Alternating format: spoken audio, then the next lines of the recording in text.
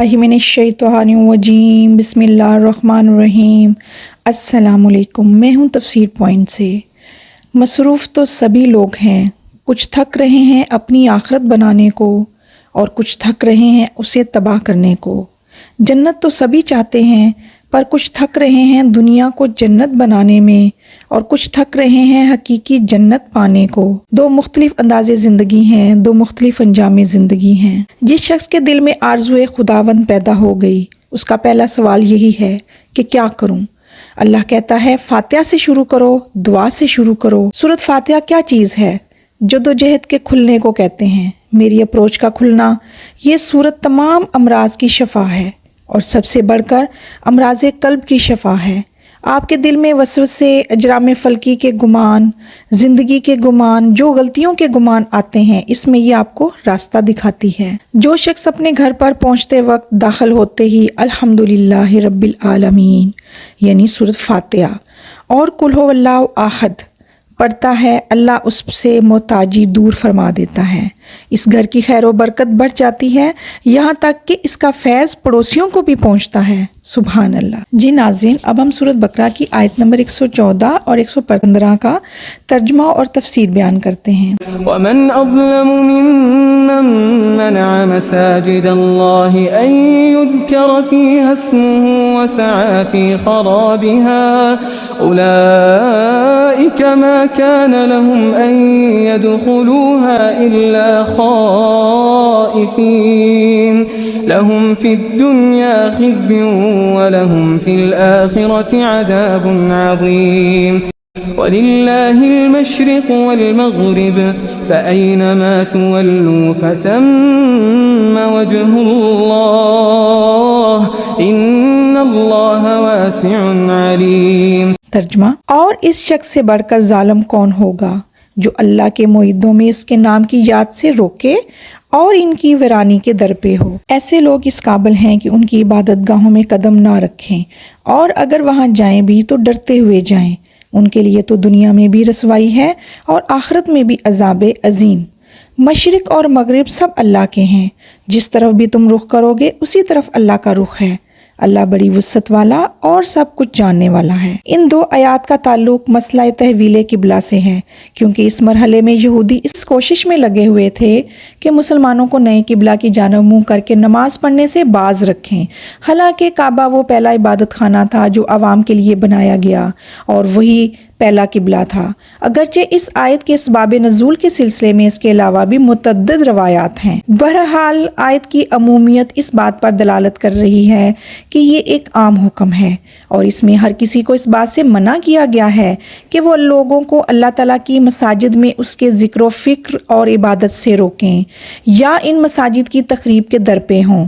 यहाँ ऐसे लोगों का हुक्म और वो जज़ा भी बता दी जाती है जिसके मुतालिक वो तमाम लोग जो ऐसे काम करते हैं, और वो जज़ा ये है। उलाइका मा कान लहुम अन यदख़ुलूहा इल्ला ख़ाइफ़ीन। ऐसे लोग तो इस काबिल हैं कि इन इबादत गाहों में कदम ना रखें और अगर वहाँ जाएं भी तो डरते हुए जाएं, यानी वो हमेशा धकेले जाने, भगाए जाने और अमन सुकून से महरूम होने के मुस्तहिक हैं। वो इस खौफ और बेचैनी से पनाहगाह की तलाश में डरते डरते मस्जिदों में जा घुसें और मस्जिद के एहतराम का दामन थाम लें। यही सूरत हाल फ़तह मक्का के मौका पर पेश आई जब रसूल अकरम सल्लल्लाहु अलैहि वसल्लम के मुनादी ने पुकारा कि जो शख्स मस्जिद एहराम में पनाह लेगा उसे पनाह मिल जाएगी। चुनाचे कुरैश के तमाम सरकश अफराद मस्जिद में जा घुसे। हालांकि यही वो लोग थे जो एक अरसा तक रसूल अकरम सल्लल्लाहु अलैहि वसल्लम और आपके साथियों को मस्जिद हराम में इबादत करने से भी रोक रहे थे। ऐसे लोगों का अंजाम बताते हुए कुरान करीम मज़ीद वजाहत करता है कि ऐसे लोग दुनिया में भी जलील होंगे और आखिरत में भी उनके लिए अज़ाब अजीम तैयार किया गया है। उनके लिए तो दुनिया में रसवाई है और आखिरत में अज़ाब अजीम है।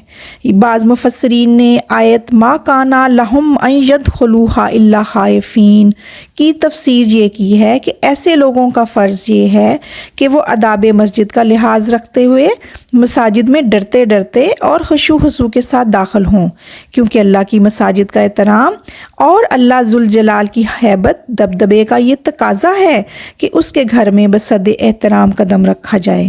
بہرحال یہ بھی ایک تفسیر ہے کہ آیت اس کی بھی متحمل ہے، لیکن ان آیات میں سے دوسری یعنی وَلِلَّهِ الْمَشْرِقُ وَالْمَغْرِبُ چونکہ تحویل قبلہ کے موقع پر نازل ہوئی یہ آیت، پہلی آیت من ازلم کو بھی تحویل قبلہ پر محمول کیا گیا ہے۔ مشرق اور مغرب سب اللہ کے ہیں، جس طرف بھی تم رخ کرو گے اس طرف اللہ کا رخ ہے۔ اللہ بڑی وسعت والا اور سب کچھ جاننے والا ہے۔ اس آیت سے معلوم ہوتا ہے کہ یہ آیت یہودیوں کے اس پراپوگنڈے کی رد میں نازل ہوئی ہے جو وہ تحویل قبلہ کے خلاف کر رہے تھے۔ اگر قبلہ یہ ہے تو اس کے معنی یہ ہوئے کہ مسلمانوں نے جو نمازیں بیت المقدس کی طرف رخ کر کے ادا کی وہ سب باطل تھیں، سب ضائع ہو گئیں، اور اللہ کے ہاں ان کا کوئی حساب نہیں ہوگا، ان کا کوئی اجر نہیں ہوگا۔ آیت میں یہودیوں کے اس خیال و باطل کی تردید کی جاتی ہے کہ جس طرف بھی رخ کیا جائے وہی قبلہ ہے، ایک عبادت گزار جس طرف بھی رخ کرے اللہ کا رخ اسی طرف ہے۔ رہا یہ کہ اللہ تعالیٰ نے ہمیں ایک معین سمت کی طرف منہ کر کے نماز پڑھنے کا جو حکم دیا ہے